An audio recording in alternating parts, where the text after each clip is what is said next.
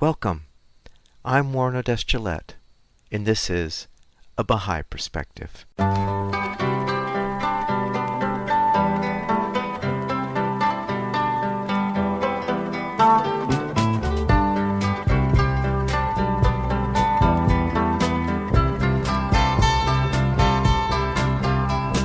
Welcome to A Baha'i Perspective. I recorded an interview with Mikhail Sergeev on March 22, 2021. Mikhail was born and raised in Moscow, where he received his bachelor's degree in international journalism. In 1990, he moved to the United States to pursue his doctoral studies. Mikhail works as an adjunct professor of religion and philosophy at the University of Arts in Philadelphia, where he received the President's Distinguished Teaching Award in 2010. He co-chairs and serves on the faculty of the Department of Religion, Philosophy, and Theology at the Wilmette Institute, as well as on the faculty of Temple University in Philadelphia. He is the author of more than 200 scholarly journalistic and creative works that are published or presented all over the world. He has authored and edited 12 books, including the monograph Theory of Religious Cycles, Tradition, Modernity, and the Bahá'í Faith, and an anthology entitled Russian Philosophy in the 21st Century. That was published in 2020. I started the interview by asking Mikhail where he grew up and what was religious life like growing up. I grew up in the Soviet Union, in Moscow. I was born in 1960. The Soviet Union was a unique atheist empire in human history, so our religious life was non-existent. The churches were persecuted, people baptized their children secretly, because if you baptize your child and let your co-workers know about that, you will have problems with your career and maybe with your work, especially if your work is related to ideology, and everything in the Soviet Union was somehow related to ideology. So my grandparents came from different religions. My mother is a Jew and her parents were Jewish, but they did not practice their Jewish religion. My paternal grandparents came from Orthodox Christian family with some occasional Lutherans. I have one of my great-grandparents who was Latvian, and he was Lutheran.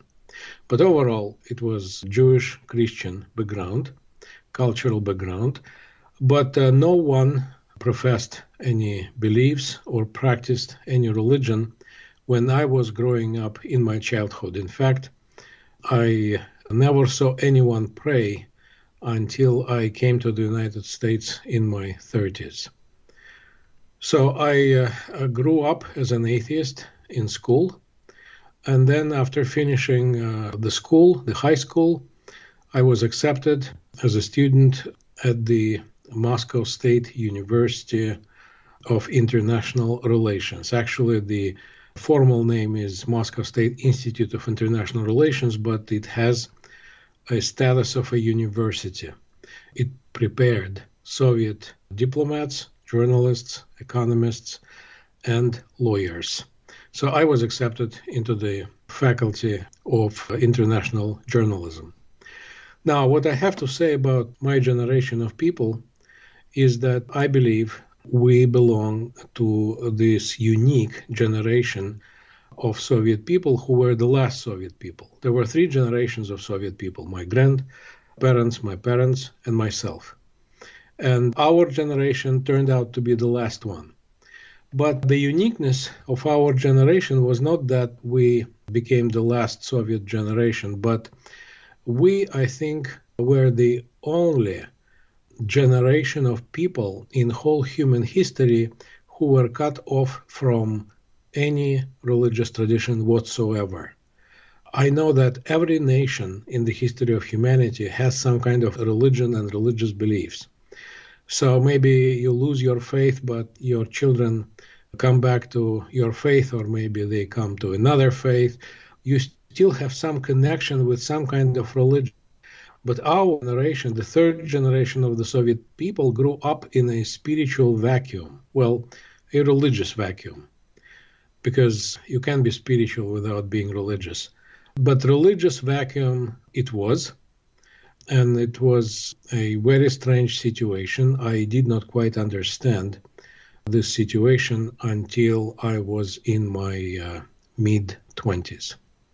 So, Mikhail, the reason you're saying that your generation, which was the last Soviet generation, was raised in a religious vacuum, is that because in the case of your parents, they at least had their parents with some level of religious background raising up the second generation versus none of that occurring in your generation? Is that what you mean?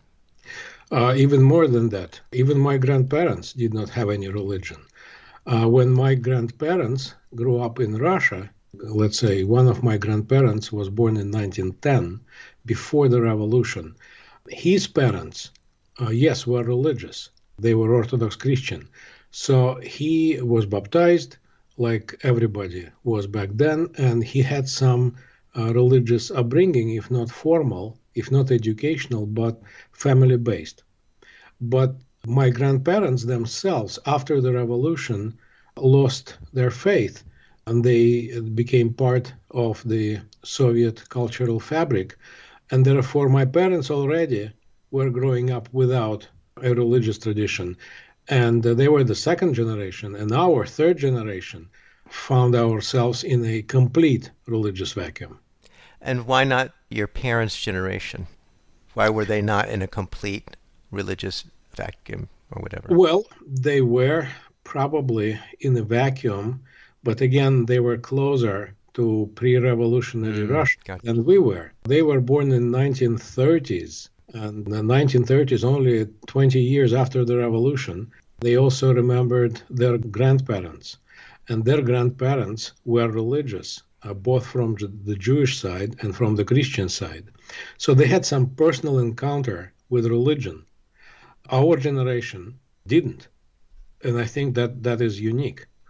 What were the circumstances, Mikhail, that brought you to the United States? When I was about 23, 24 years old, I already realized that the communist ideology was deeply wrong. So I rejected it in my 20s. But my problem was that communist ideology was not simply an ideology in the Soviet Union. It was like a religion. It was a religion substitute. In other words, communist ideology cemented everything in our spiritual upbringing. It had the moral code of a young communist. It had its position with regard to religion. It had its position with regard to politics, etc., etc. When someone rejects such an all-encompassing worldview, this person would feel emptiness that probably could be compared with an emptiness you may feel when you lose your religion. So when I was 24 years old, on the wake of perestroika, which started in 1985, I found myself in a spiritual crisis because life did not make sense. Not only life in the Soviet Union did not make sense, not only my personal life did not make sense, but life in general didn't make sense, because I still was an atheist. I did not believe there is a God. And since I did not believe in communism any longer, I could not figure out why and how should I keep living. So this spiritual crisis that started around 1984 lasted for about 30 years. It is because of this crisis that eventually I found myself in the United States. So that is a general answer. Now let me be more concrete. I was always interested in various spiritual and religious teachings simply because I lacked religious education. We studied world religions in the university. There was a course that was called Scientific Atheism. When I was coming to the United States, I even brought with me this book. I think in 200 years, that would be a rarity. So scientific atheism, that was my horizon in terms of religious education.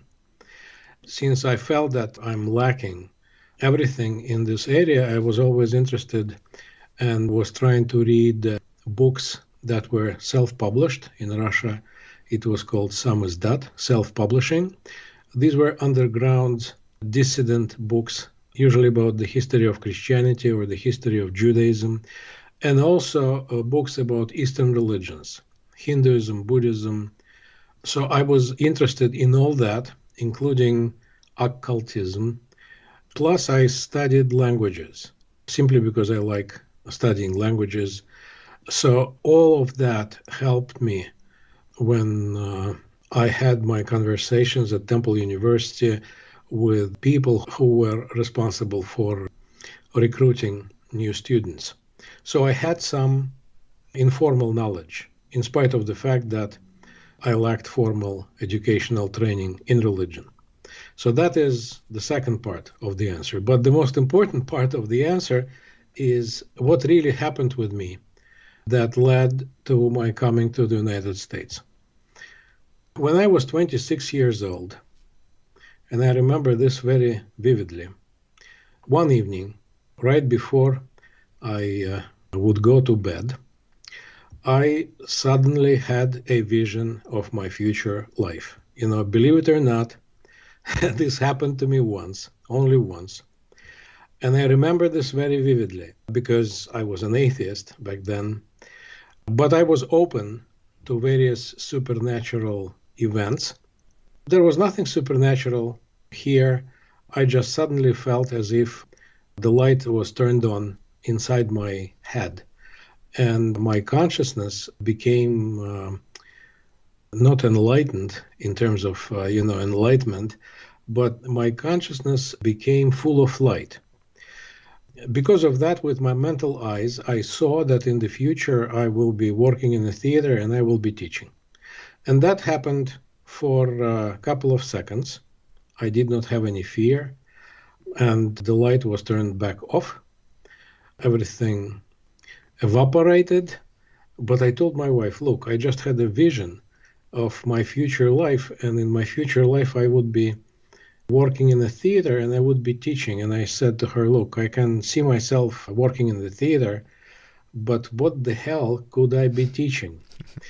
And I remember her being calm and telling me, look, forget about that, let's go to sleep. And I think that's how it all started. Now, when I look back at this event, I prefer to think that that was not an accident. It was some kind of help.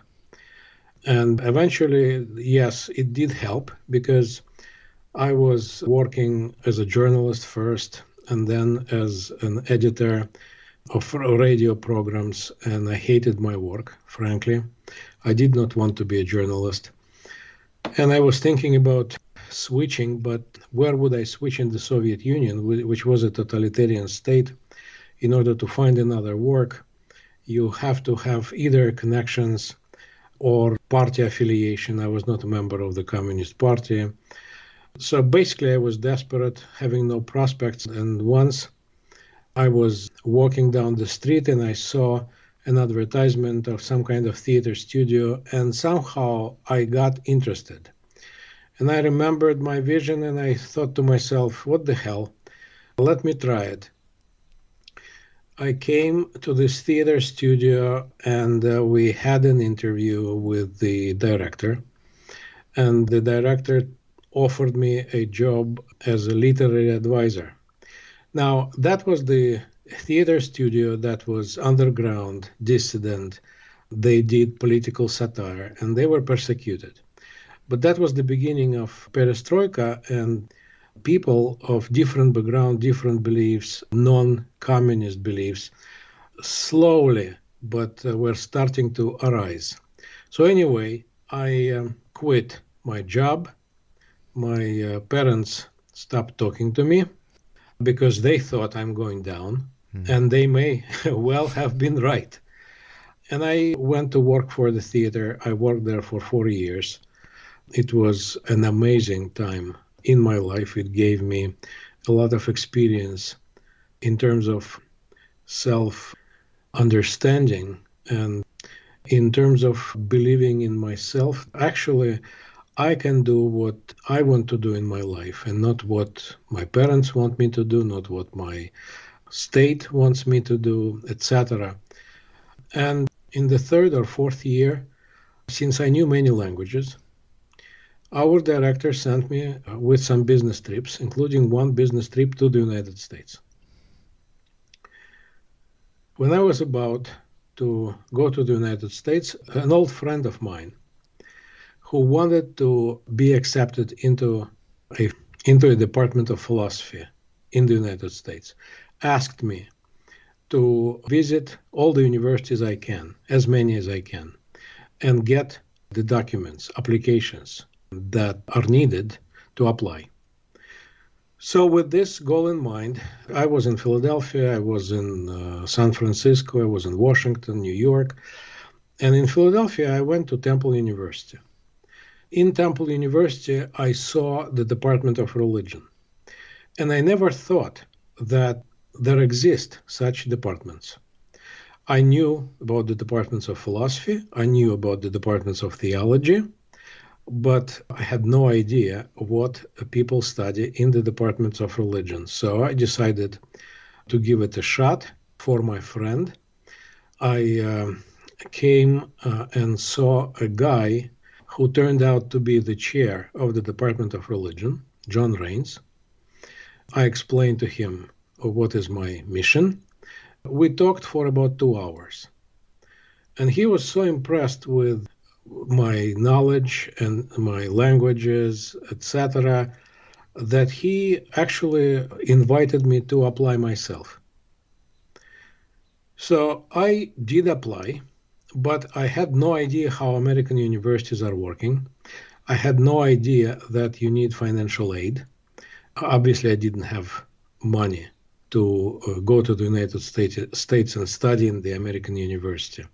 But I did apply. I was accepted, to my great surprise. And then I decided, well, I have to go then. So I arranged for the visas. You have to understand that to obtain a visa in the Soviet Union is like a heroic action because there are no student visas in the Soviet Union. So I cannot leave the Soviet Union as a student. I can leave only if I have a personal invitation as a guest. So I arranged for a personal invitation. I got my visa to leave the Soviet Union as a guest. Then I went to the American embassy and told them that I was accepted and gave them the documents, so I obtained the American visa as a student. Later, in the Russian embassy, I was told that this was illegal because I had to have the same visa. I cannot leave the country as a guest and enter another country as a student. But amazingly, no one stopped us at the border. We got our visas, I arranged the passports, and I bought 3 tickets for me, my wife, and my son. Obviously, these were a round trip. You cannot buy one-way ticket in the Soviet Union. You always have to come back. So I had to buy 3 round trip tickets from Moscow to New York. I had to take all my savings. I had to sell something from my apartment in order to afford those 3 tickets. And I went with another business trip. I remember it very vividly. August 1990. I come to Temple. I meet John Raines. He probably already forgot about me, but I'm telling him proudly that I was accepted, and I prepared myself for everything. I show him my passports, show him the tickets. I explain how difficult it was to arrange all that. And I see in his eyes something that I cannot explain, but I instantly realized that I'm in big trouble and my fate is being decided right at the moment. He probably looked at me and realized that I have no idea what it means to study in the American university, that I need financial aid, which he didn't have.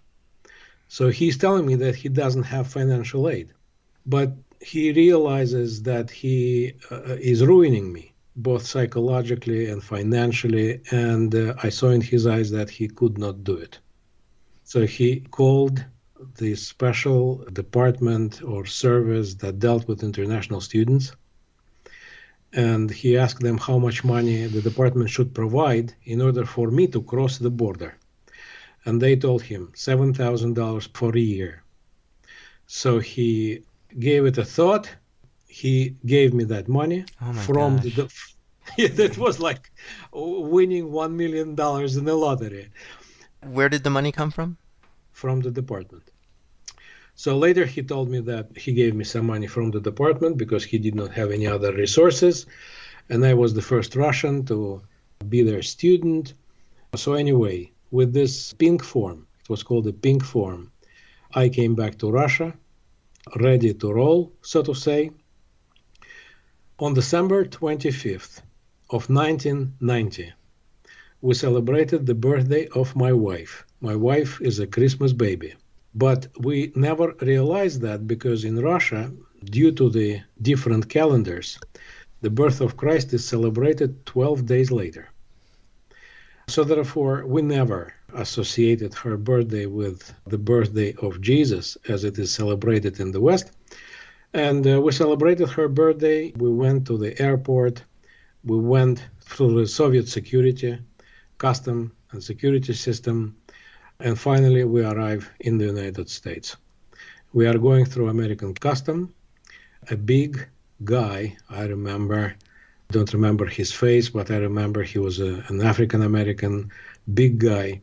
He looks at me and asks me for the pink form. And I cannot find it.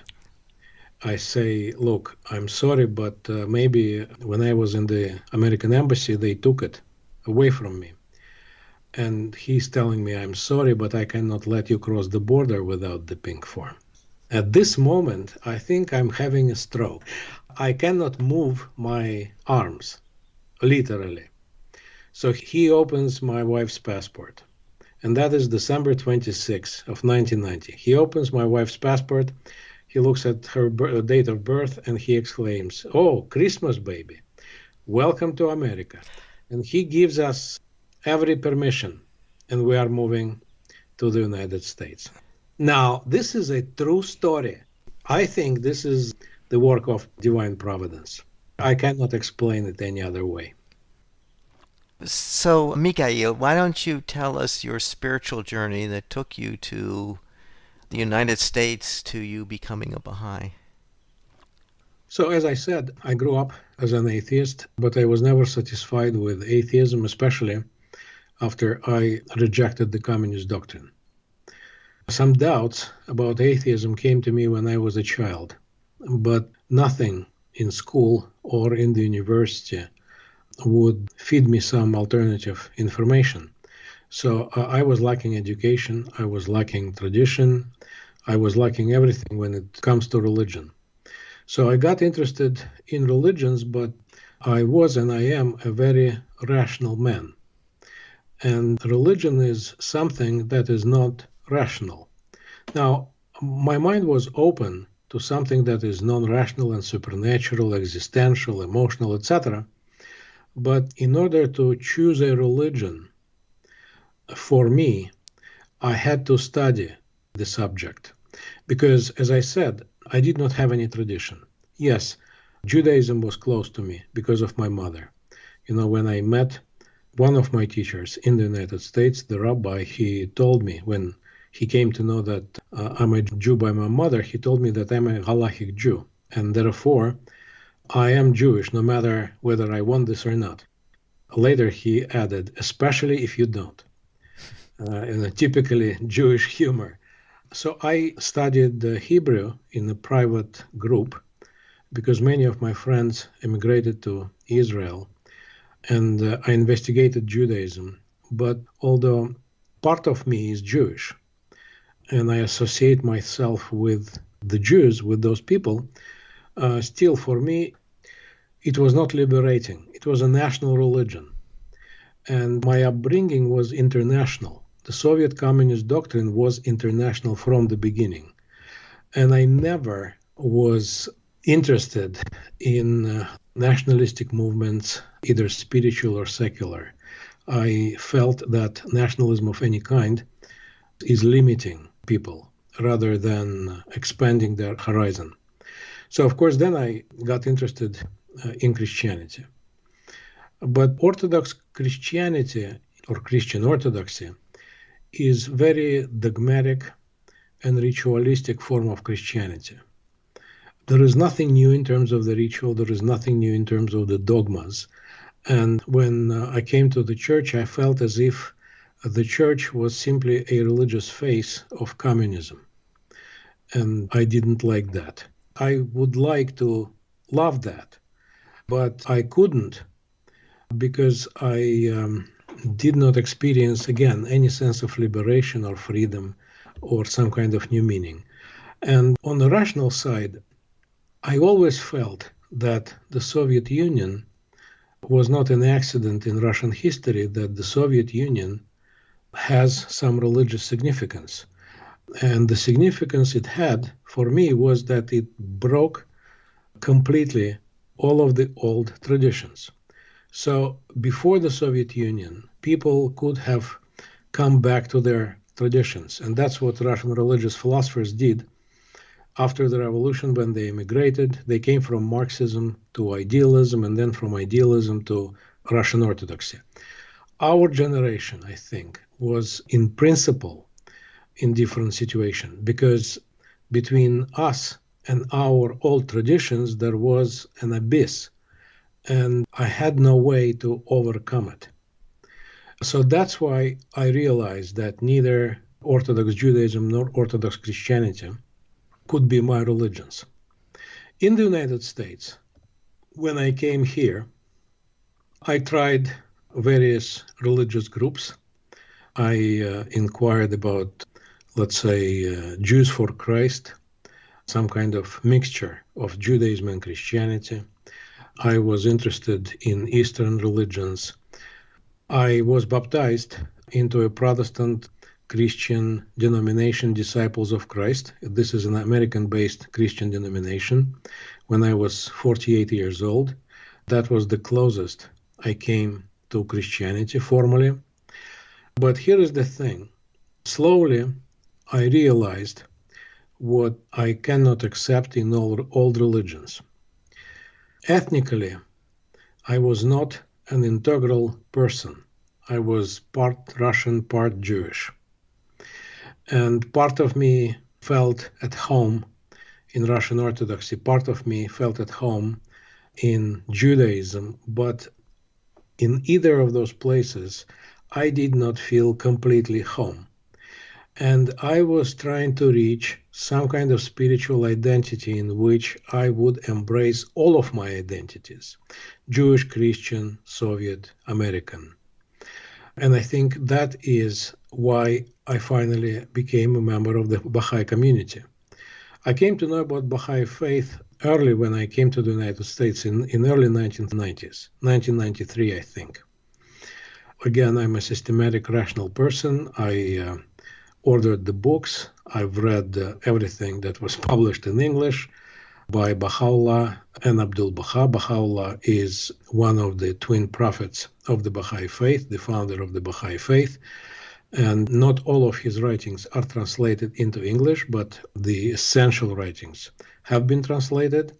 So I've read that. Abdul Baha is his eldest son, who became the successor of Baha'u'llah as the leader of the movement after Baha'u'llah's passing. So I read Baha'u'llah's writings, and this religion appealed to me tremendously, because this religion was designed, it seemed to me, for people of different ethnic, national, and religious backgrounds. People who have Russian blood, Jewish blood, who want to feel at home in different religions, and who are true internationalists. So all these features appeal to me tremendously. Plus, one other feature of this religion appealed to me personally because this is one of the very few, I think there is only one more religion that does that. Baha'i Faith accepts most religions as legitimate, and most prophets, founders of those religions, as real prophets, true prophets, including Zoroaster, the founder of Zoroastrianism, and Buddha, the founder of Buddhism, and Krishna is one of the founding figures of Hinduism, and of course Abraham, Moses, and Jesus, and Muhammad. And when I became part of the Baha'i Faith, it seemed to me that I immediately became part of my Jewish ancestors and Christian ancestors, and also a new explanation of my Soviet and American experience came to me. It made sense about the religious dimension of the Soviet Union and the future vision for America. So why don't we get into some of your works? One of them is entitled Theory of Religious Cycles, Tradition, Modernity, and the Baha'i Faith. So what inspired you to write this book? So my work, Theory of Religious Cycles, Tradition, Modernity, and the Baha'i Faith, is the result of my spiritual crisis.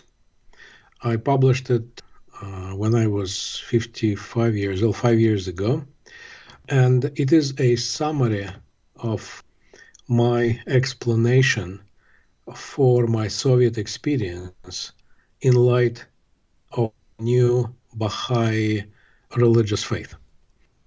The main idea of the theory is that religions are like organic systems going through different phases in their development.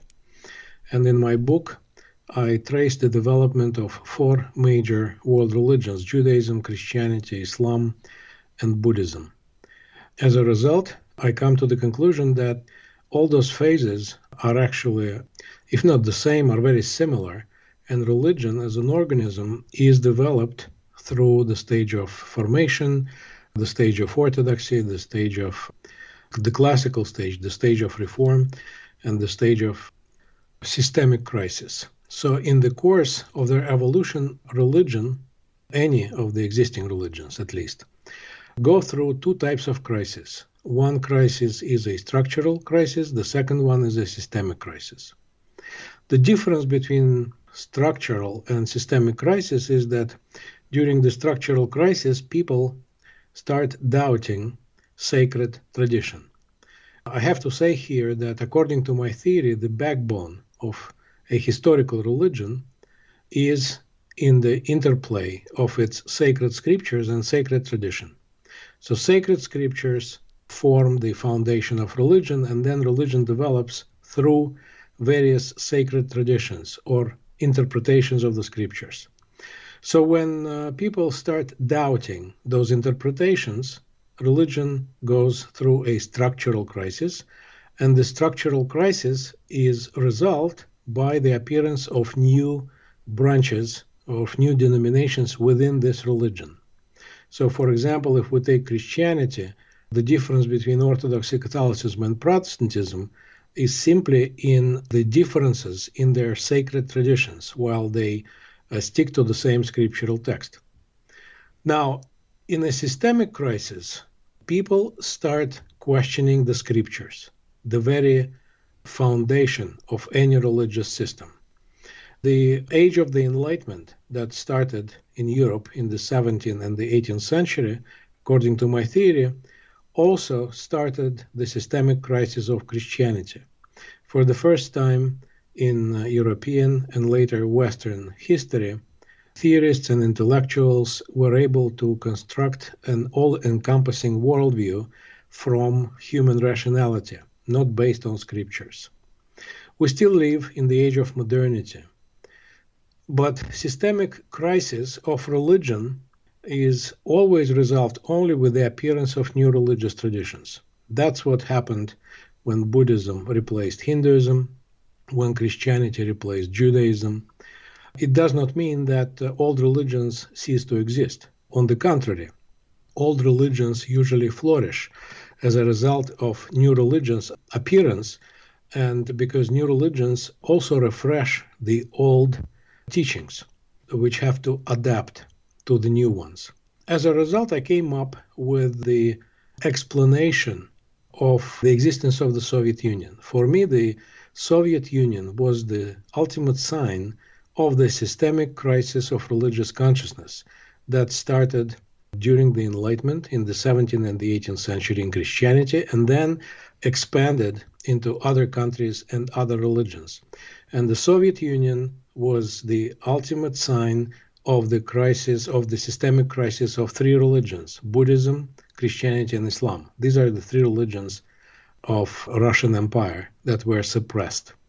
So for me, it is the very existence, the rise and fall of the Soviet Union that represents the rational argument for the future of the Baha'i Faith.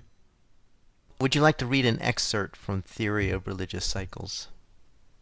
In the end of my book, I present my thesis on modernity and the Baha'i Faith, because the heart of my book is comparing Baha'i Faith with modern times. And I consider modern times, from the perspective of religious studies, to be the systemic crisis of Christianity and then the total crisis of religious consciousness. So I may read the beginning of this part of the book. Again, this is my general understanding and general comparison between modernity and the Baha'i Faith. The Baha'i Faith is a modern religious movement that was initiated in 19th century Persia, and as such it should be compared not only to traditional religions but also to the ideology of modern societies. Modernity, and more specifically the Enlightenment, marks a watershed in the social evolution of Western civilization, whose influence, as it seems, will eventually extend to all of humanity. The Enlightenment thinkers formulated a rationalist worldview that aimed at social reforms on the grounds of human liberty, equality, and justice.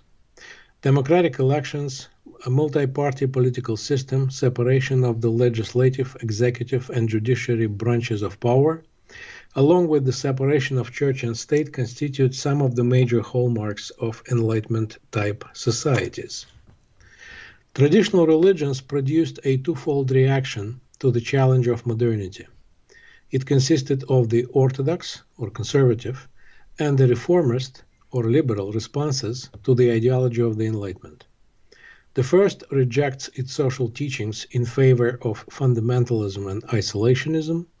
The second embraces its egalitarian spirit while promoting ecumenical and interreligious dialogue.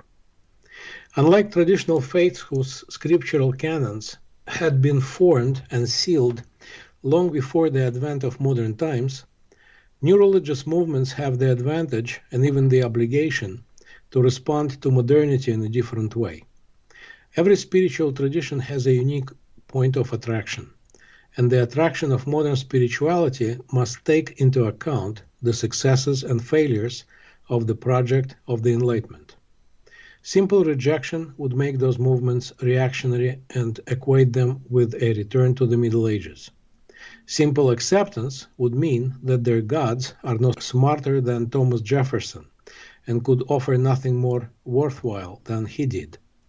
Both positions, quite satisfactory for traditional religions, will be self-defeating for new religious movements, and while leading to impressive short-term advances, would in the long run eliminate all chance of success and successful competition with the traditional established faith. To sum up, the validity and potentials of new religious movements depend on their relation to and evaluation of modernity, along with their ability to add some positive revelatory features to the accomplishments of human reason. That is why the comparison between the Baha'i Faith and modernity is crucial for the evaluation of this religion and its prospective successes on the world stage. So, how would you summarize what you read, Mikhail?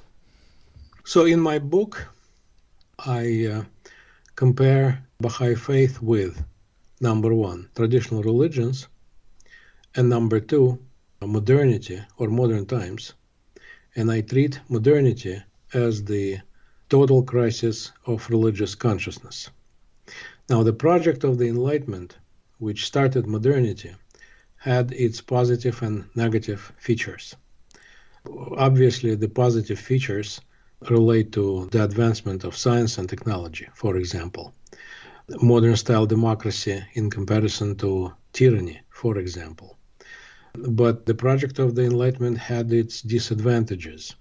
My main point in the book is to analyze the complexity of comparison between the Baha'i Faith and modernity, because Baha'i Faith as a new religion has to add some new revelatory features that would adjust the project of modernity to contemporary humanity. My main thesis is that Baha'i Faith is neither a return back to the Middle Ages nor a simple add-on to the modern rationalism, but instead the Baha'i Faith is a repackaging of modernity in a spiritual context.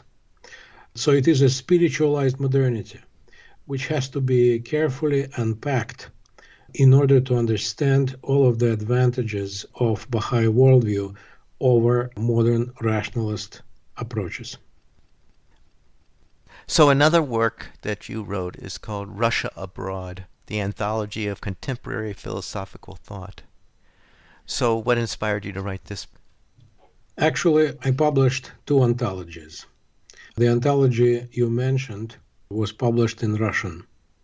It is an anthology of contemporary Russian thinkers who live not in Russia but abroad, who are immigrants. And the second anthology was published last year in October of 2020. It is called Russian Philosophy in the 21st Century, an anthology. The main goal of both books, was to understand how successfully contemporary Russian philosophy, post-Soviet Russian philosophy, reinterprets the Soviet period of Russian history. And in both anthologies, we have a variety of thinkers that discuss various subjects, philosophical subjects. Basically, the second book, Russian Philosophy in the 21st Century, is the first anthology of post-Soviet Russian philosophy in the English-speaking world. Would you like to read an excerpt from Russian Philosophy in the 21st Century? Yeah, a short one. The excerpt would be from the preface. This anthology provides the English-speaking world access to post-Soviet philosophical thought in Russia for the first time. We believe readers will find contemporary Russian philosophy interesting for a number of reasons.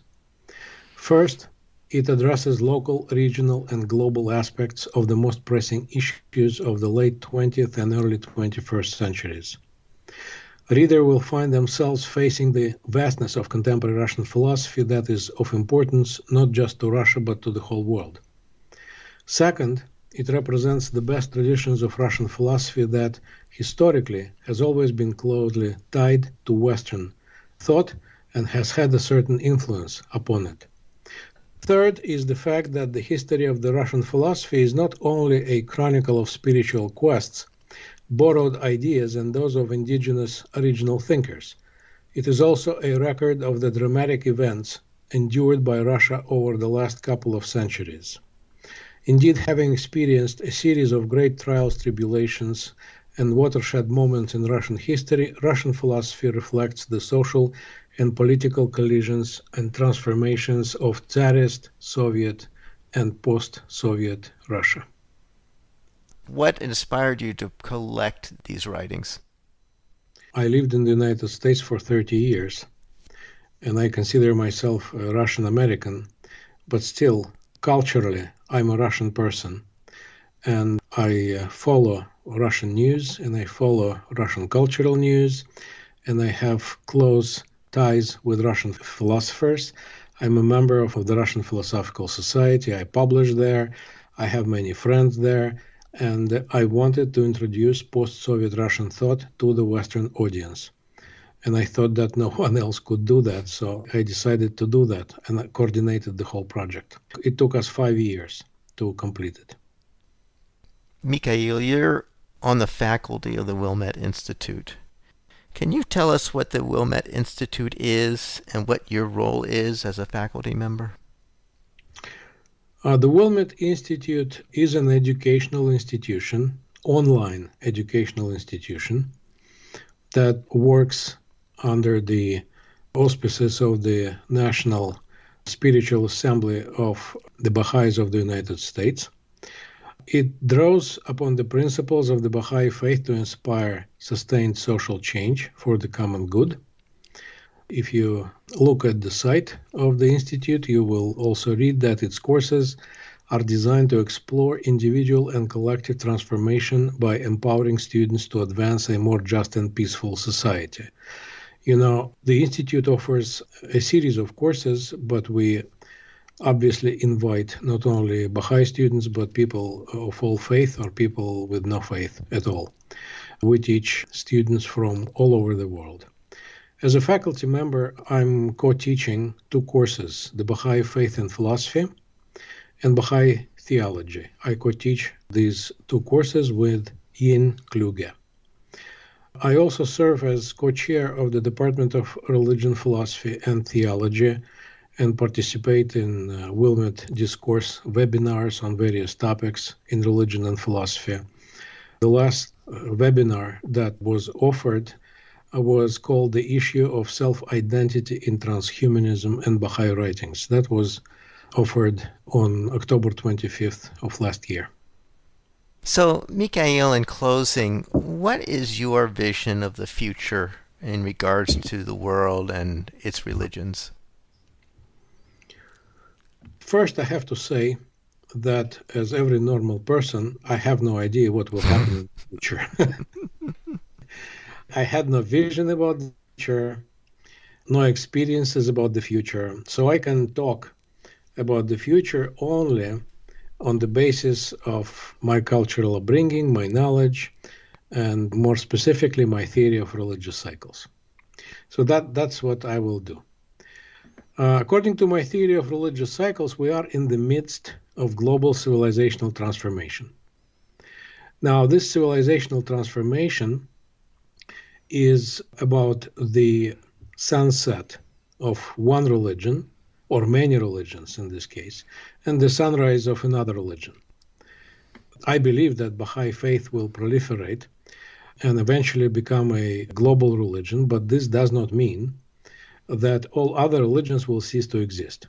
In fact, according to the history of religions, we know that in the post-critical phases, old religions may flourish and even may win the competition with the newest religion. For example, Buddhism lost its competition with Hinduism and withdrew from India since the 12th century.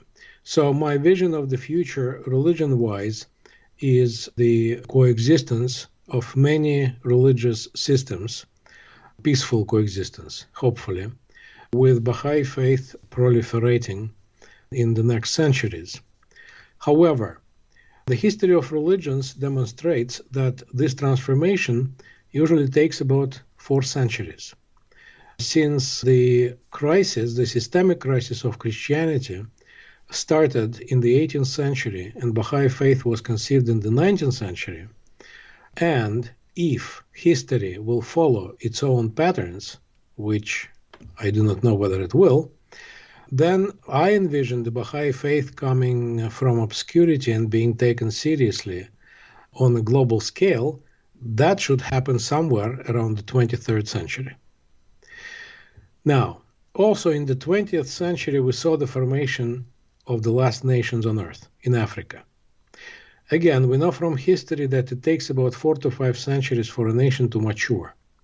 The example are European barbarians who conquered Rome in the 5th century and gave some kind of civilization, what we call the Middle Ages, since the 9th century. So therefore, I do not anticipate the formation of a stable global commonwealth, which is one of the goals of the Baha'i Faith, earlier than 24th or 25th century. I'm sorry about those projects because people may think that I am, pessimistic. Of course, we want happiness and peace and prosperity as soon as possible. But, those things take time, especially if we remember how many people live on Earth. So global Commonwealth political unity by the 24th or 25th century, that's what Baha'is call the lesser peace. However, everything develops faster nowadays, so maybe I'm simply underestimating human potentials. Now, a couple of words about the most great peace. For those who may not know the difference, Baha'is think of the lesser peace as an external political unification of humankind on a global scale. And the most great peace is a complex term that is regarded as an ideal of spiritualized humanity. Now, for me personally, it does not mean that all humans should or could or will become Baha'is. I believe that different people have different needs, and since other religions will continue to exist, we will have an ensemble of religion and religious followers, but those older religions will bring about their own spiritual fruits. At least that was the biblical promise for Judaism. And this most great peace, when it will be achieved, again, I have no idea. But my last point in this regard would be that I personally do not believe in paradise on earth. I think this is a purely utopian vision because human nature is dual. We are always in conflict with ourselves. We have a lower animal nature and impulses. We have higher or spiritual impulses. And sometimes we succumb to our lower impulses, and sometimes we are able to overcome them and become more spiritual. But the bottom line is that every new generation starts from scratch, and they have to fight their own impulses. Therefore, evil, in principle, is impossible to eradicate. And so is the fact of suffering, the reality of suffering. Suffering is inevitable because suffering contributes to spiritual growth. Therefore, I believe that this utopian vision of paradise on earth is actually not healthy for humanity. Humanity should face obstacles, they should face evil, they should face suffering, they should spiritually grow. And therefore, the kingdom of God for me is not something that will happen in the future, but we live in the kingdom of God, in the world that we have, and that's what it is. God makes sure that humans survive. But what world they will survive in depends on humans themselves. So therefore, I'm pretty sure that we will survive, that we will have a global commonwealth, that people will be spiritualized, but to what extent, I have no idea. I have no idea what that world will look like. I, of course, hope that it would be better than ours. Mikhail, thank you so much for telling us your story and sharing your insights. Thank you.